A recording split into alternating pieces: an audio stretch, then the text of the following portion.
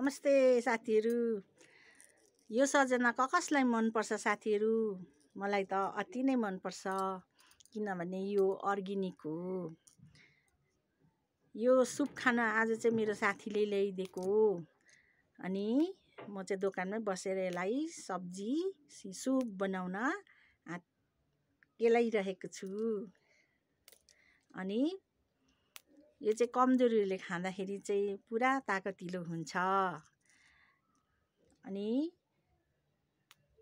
एकदमै मिठो, tasty, yummy पनि हुन्छ।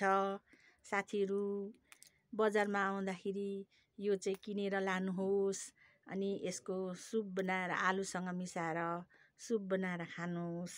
अति मिठो हुन्छ।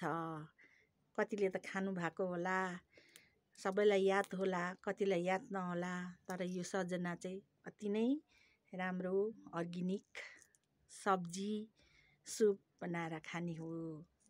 ओके।